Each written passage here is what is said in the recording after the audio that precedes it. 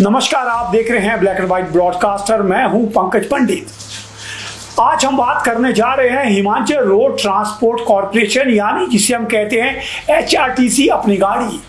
HRTC पूरे प्रदेश का बोझ उठाती है, पूरे प्रदेश को एक जगह से दूसरी जगह ले जाती है, लेकिन एचआरटीसी का बोझ उठाने को कोई भी तैयार नहीं होता है। बेचारा ड्राइवर सारे दिन गियर बदलता है, लेकिन उनका गियर बदलने के लिए कोई भी सरकार तैयार नहीं होती है। एचआरटीसी का दुर्भाग्य ही कहिए कि सबसे बड़े कद्दावर मंत्री जो हैं उन्होंने एचआरटीसी का दायित्व संभाला है। वो चाहे जीएस बाली हो, वो चाहे महेंद्र सिंह ठाकुर हो, वो चाहे किशन कपूर हो, वो चाहे विक्रम ठाकुर हो। इनके चेहरे बड़े थे, नाम बड़े थे, लेकिन एचआरटीसी के कर्मचारियों के हालात जो है वो सुधरते नजर नहीं आए। और अब सुख की सरकार आई तो एचआरटीसी के सामने दोहरी खुशियां नजर आई। एक तरफ तो चालक का बेटा जो है उसके हाथ में सत्ता आई यानी सुखविंदर सिंह सुक्खू, जिनके पिता जो है वो एचआरटीसी में चालक रहे हैं। वहीं पहली बार उप मुख्यमंत्री के हाथ में एचआरटीसी की कमान दी गई, यानी उन्हें लगा हमारा डबल बोनस मिलेगा और एचआरटीसी की गाड़ी जो है वो सर पर दौड़ेगी। गाड़ी दौड़ना तो दूर रही, आज के दौर में सबसे अधिक हड़तालें जो हैं वो एचआरटीसी को करनी पड़ रही है। पेंशन के लिए पेंशनर सड़क पर है और अपने हकों के लिए कर्मचारी कोर्ट के चक्कर लगा रहा है। ऐसे ही एक मामले में कोर्ट ने प्रदेश सरकार को कड़ी फटकार लगाई है और चीफ सेक्रेटरी से एफिडेविट मांगा है। यदि सरकार ये एफिडेविट नहीं देती है तो उस पर 50,000 रुपए की कॉस्ट लगाने के निर्देश भी हाई कोर्ट ने दिए हैं। एचआरटीसी कर्मचारियों ने हिमाचल प्रदेश में वित्तीय लाभ ना दिए जाने को लेकर के अवमानना याचिकाएं कोर्ट में दायर की थी और इसी की सुनवाई के दौरान कोर्ट ने कड़ा निर्देश देते हुए सरकार को इस मामले में गैर सीरियस बताते हुए चीफ सेक्रेटरी से इस मामले में एफिडेविट मांगा है। न्यायाधीश गुरमीत सिंह संगावालिया और न्यायाधीश जियालाल भारद्वाज की खंडपीठ के समक्ष अनुपालना व अवमानना याचिकाओं की सुनवाई के दौरान परिवहन निगम की ओर से बताया गया पिछले 3 महीने में प्रार्थी कर्मचारियों को बकाये के रूप में 13 करोड़ रुपए की रकम जारी की गई है। इससे लगभग 634 लोग शामिल हैं। 400 स्थायी कर्मचारियों को 21 का भुगतान किया गया है, जो कुल लाभार्थियों का 70% है।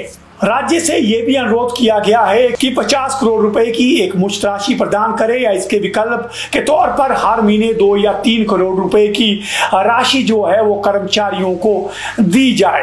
कोर्ट में सरकार की ओर से यह भी बताया गया है कि सरकार से 100 करोड़ रुपए एक मुश्त मांगे गए हैं ताकि कर्मचारियों के देय भत्तों का भुगतान किया जा सके।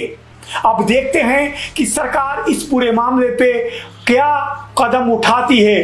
क्या एचआरटीसी कर्मचारियों को न्याय मिलेगा या उन्हें एक बार फिर से सड़कों पर और कोर्ट के चक्कर लगाने को मजबूर होना पड़ेगा। हालांकि बतौर विपक्ष के नेता मुकेश अग्निहोत्री जिस तरह से विपक्ष के नेता के रूप में विधानसभा के अंदर और बाहर गरजते थे, क्या वो गरज सरकार में धीमी पड़ गई है या उन्हें अब एचआरटीसी के कर्मचारियों का दर्द नजर नहीं आता है। लेकिन सबसे बड़ा सवाल जो सबको मंजिल पे पहुंचाते हैं, आखिर वो एचआरटीसी कब मंजिल पे पहुंचेगी और वो चालक जिसके सहारे यात्री अपना सफर तय करते हैं, क्या वो इसी तरह से बेसहारा रहेगा और रिटायर होने के बाद सड़कों पे 3-3 महीने के लिए अपनी पेंशन के लिए लड़ाई लड़ेगा। संवेदनहीन सत्ता है, भले ही चाहे कांग्रेस हो या भाजपा हो, मंत्री कोई भी हो, सरकार कोई भी हो,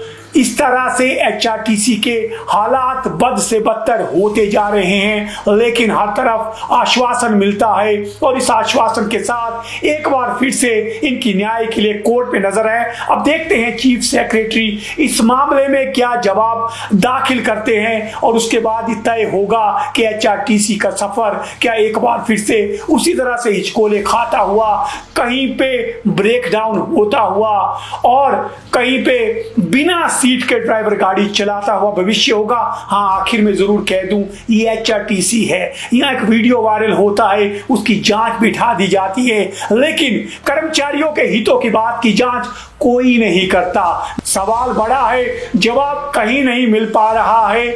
जरूर हमें न्यायालय की ओर देखना होगा और देखते हैं कि सरकार में सारे फैसले अगर न्यायालय से आने हैं तो क्या वाकई सरकार की जरूरत है या नहीं। जरूर आप भी इन चालकों की, इन परिचालकों को, जिनको हम कहते हैं ड्राइवर कंडक्टर, इनके दर्द से वाकिफ होंगे। इनके दर्द को आप भी ताकत दीजिए और इस सोई हुई व्यवस्था को जगाने में हमारा सहयोग कीजिए, क्योंकि आप देख रहे हैं ब्लैक एंड व्हाइट। जरूर कमेंट दें, अपनी राय दें, क्योंकि यही है जो हमारा हौसला बढ़ाता है और सत्ता और इन नेताओं को आंख दिखाता है। इसी के साथ अगली खबर के साथ फिर से मिलूंगा। मैं हूं पंकज पंडित।